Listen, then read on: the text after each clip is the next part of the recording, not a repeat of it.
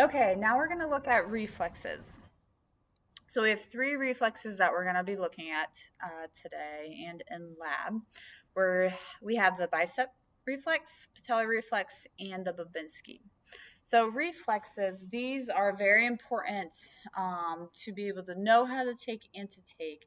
There's a couple different reasons why we would want to look at somebody's reflexes. So sometimes we're looking at it if it was a lower motor neuron injury and we are expecting somebody to be hyporeflexic.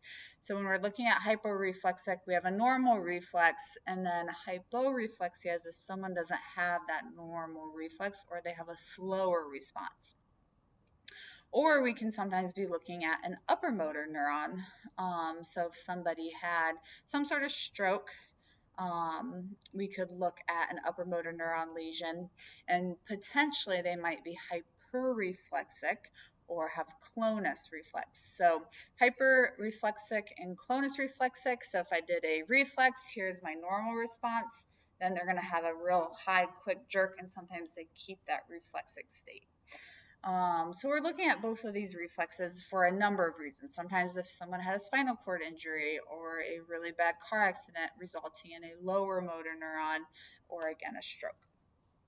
So the key with doing our reflexes, we need some sort of reflex test instrument. So there is this one, or there's the one that I had in your cranial nerves, which looks a little bit different. So we're going to be using the flat surface. You can also use the pointy surface, just depending on what you're actually testing. So usually if you're testing a broader, or you're tapping a broader tendon, you're going to want to use this side versus a smaller tendon. Sometimes you're going to want to use the narrow side to be more accurate with our hits. Okay, so the first one that we're going to do is the biceps tendon. So we know our biceps is here. The key with all of our reflex testing is to make sure that our patients are relaxed. So sometimes too, you want to cue them for distractions. So sometimes you can ask them, you might be just talking with them casually, ask them a question. Sometimes that is enough to get them to relax. Another way is to have them pull their hands and pull apart. That way they're going to be focused on performing this motor aspect and not on the tendon. Now it depends on what reflex you're testing, right?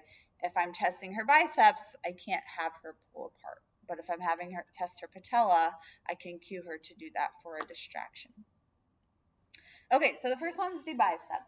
So you want to make sure that that limb is one, relaxed and supported.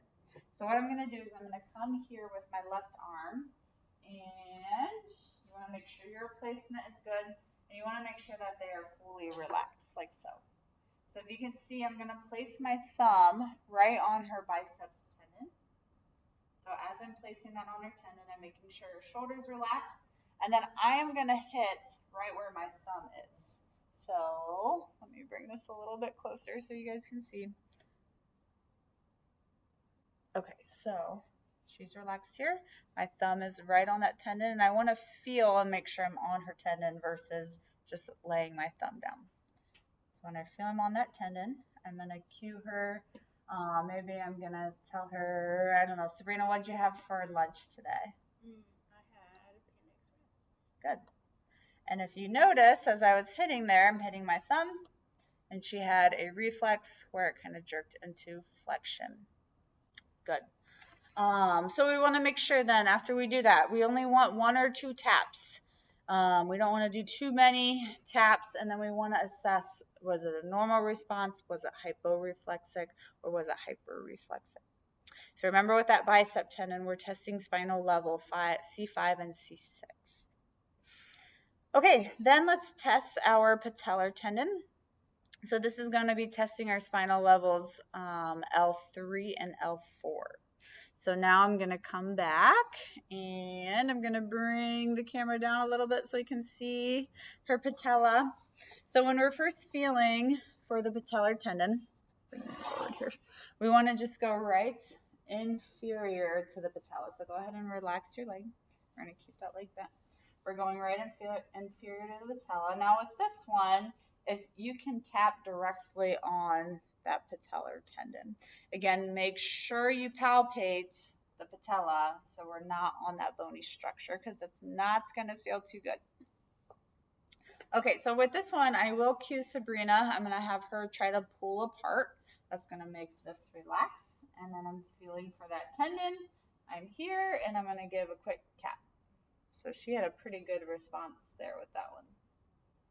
Good tap. Let's do one more just for demonstration. Good. So we can see we had a jerk of the leg. Very good. All right, and then we have one more, the Babinski. So you guys will learn your Babinski reflexes. This is a primitive reflex. So our primitive reflexes are reflexes that we were born with as an infant. And then as we develop, those reflexes should go away. A Babinski, if somebody is a positive Babinski, that is some sort of neurological upper motor neuron injury. So Babinski is tested quite often. A lot of times with our stroke patients, we'll do a quick test of the Babinski. So you want to have your patients laying.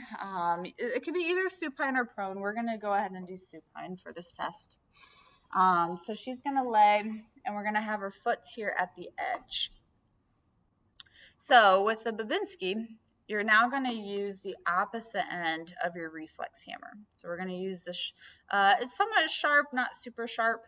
And then what you're going to do is you're going to be doing a circular motion. So you're going to start at the heel, you're going to come to the lateral foot, and then you're going to go up towards the big toe.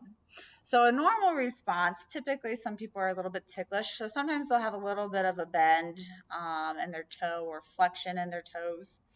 An abnormal or a positive response is going to be a flare out of the foot. So when we're doing this, I'm just coming here. A lot of times this one, you can cue for distraction. This one, if we're cueing for distraction, same thing. You can do the hand placement if you need to.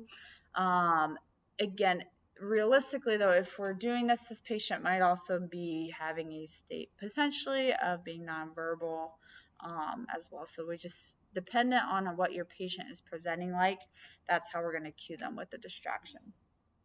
Okay, so we're going here, we're going medial of the foot. I'm taking that instrument and I'm just giving a little bit of pressure and we're coming up. So if you notice, she kind of had a little bit of a bend. That is a normal response. So we're going to try here to show an abnormal response with the flare of the toes. So as I come through here and we have a significant flare out, that would be a positive or an abnormal test then for the Babinski. All right, and that is your reflex test there.